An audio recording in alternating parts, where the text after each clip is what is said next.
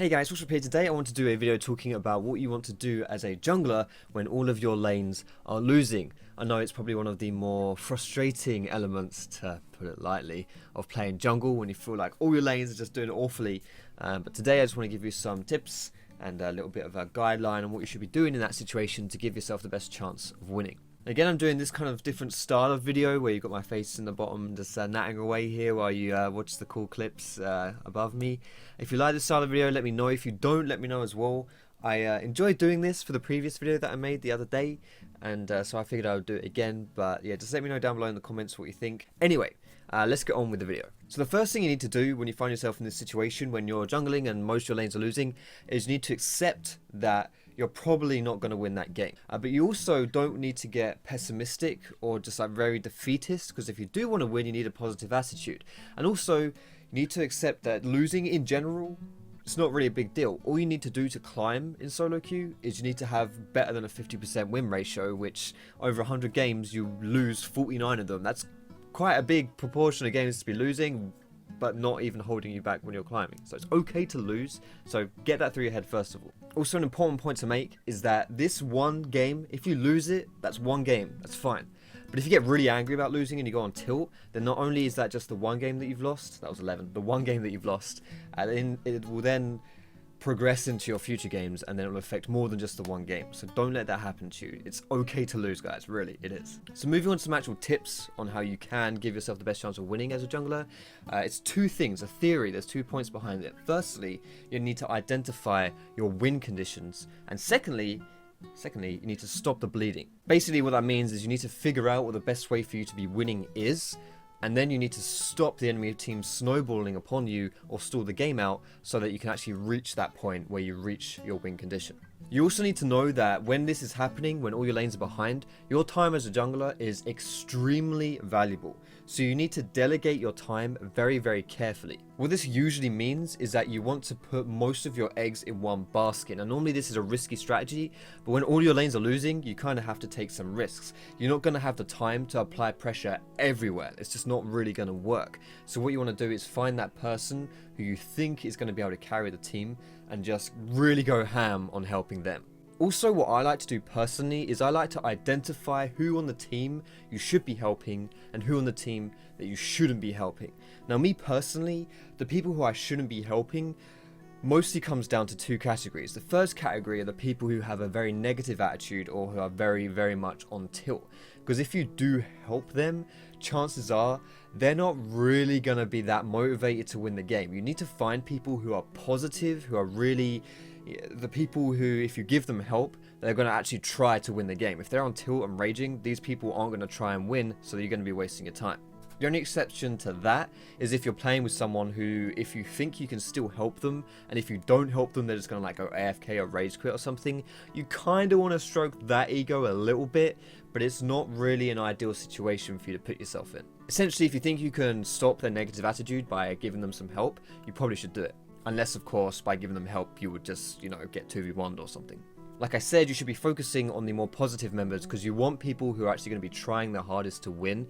It can be a bit tricky to find those players in solo queue, but when you're, all your lanes are losing and you're the jungler, you kind of got to hope for a bit of a miracle. So finding that kind of player is a bit of a miracle. That's the one you need to look for. The second criteria for people that I don't really like to help that much when all the lanes are losing are people who shouldn't be losing by themselves anyway.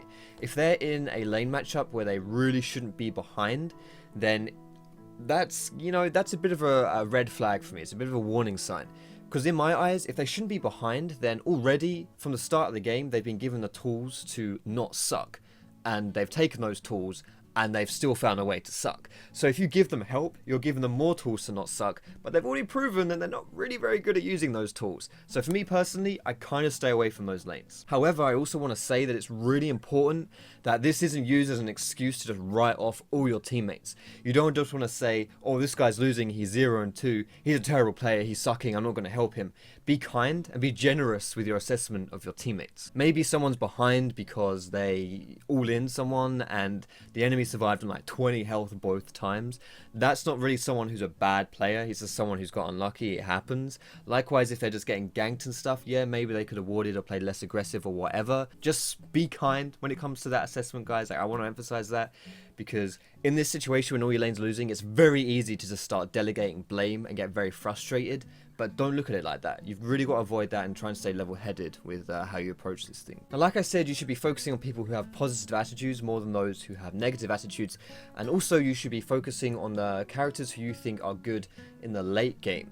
Because obviously you're not going to be playing for early game or mid game if you're really far behind. You should be playing for stalling the game out and just kind of slowly clawing your way back in. And the best way to do that is with champions who do scale very well the longer the game goes on. Now, some of these points may kind of contradict themselves a little bit. Like, for example, if you have a bot lane that scales very well into the late game, but they really shouldn't be losing their lane, and yet they still are, it's probably still worth helping them, unless there's someone on your team like an Aurelia or someone who's like a really good like late game carry, or maybe someone who can just like split push, maybe if that's the win condition you've identified.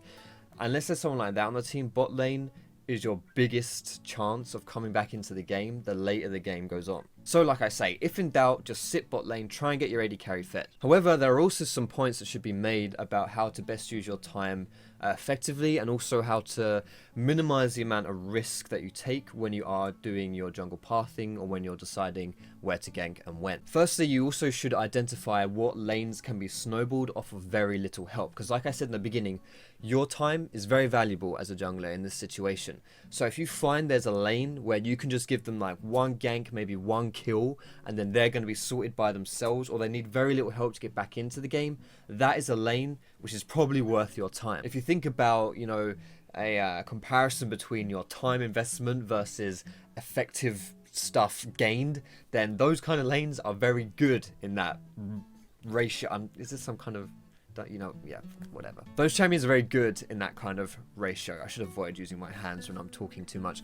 And so you can, you know, those are lanes which are probably worth giving a little bit of help to. And of course, likewise, if you think it's a lane that isn't really going to be able to do anything with that gank, whether it's not going to snowball and it's not really going to change anything, then don't gank it. And also a point here about mirroring the enemy jungler. You need to be very aware of what the enemy jungler is doing when you are thinking about how you want to come back into the game, because there's two different ways that you can play jungle in general, and in this situation you can either be proactive or reactive. So proactive is when you're like making ganks or forcing dives or invading or whatever, like you're the one making the play, and reactive is you're the one reacting to what the enemy is doing. If the enemy jungler is making a proactive play, if they're the one doing the ganking, then if you want to make a proactive play as well, then you need to make sure you are nowhere near the enemy jungler, because if your lanes are all behind, then you're not going to win a 2v2 or a 3v3. It ain't going to happen. So if your plan is to make a proactive play, then do not be near the enemy jungler. However, if your plan is to make a reactive play, then you can be near the enemy jungler. The best example here is obviously if you're counter ganking or if you're preventing a tower dive. Now the latter of those two, preventing a tower dive, is a really good way to kind of stop snowballs, and it's also a really good way to snowball. Like if you're ahead, tower diving is great, but if you get counter ganked while you're doing that tower diving, you're in trouble, and that's something when you're on the receiving end you need to be very aware of. Generally speaking, I think if you can prevent a tower dive, you should probably prioritize doing that, because tower dives are also, in my experience, I don't want to say psychological, but they tend to affect a player's mood very heavily, because if they feel like they're safe under their tower, that's kind of what towers do, and then they still get dove and killed, then they're going to be really pissed off. So if you can prevent that, do it. And the best way to know when the enemy jungler is going to look for a dive, firstly, you can just read how the lanes are going. Like if the enemy wave is pushing in quite hard, if your laner is quite low on health, and the enemy laner is, you know, someone who's maybe tanky or whatever, basically you can kind of tell when a tower dive's coming through, then you might just want to head towards that side and just wait for it. But also wards. Wards are always great for reading tower dive. Generally speaking, vision is always very useful. It gives you more information so you can make better decisions, but especially when you need to read the game as in-depth as you do when you're behind, when you need to know where the enemy jungler is. So essentially, just to sum it all up, stall the game out where possible. Don't let the enemy team snowball too hard if you can stop it.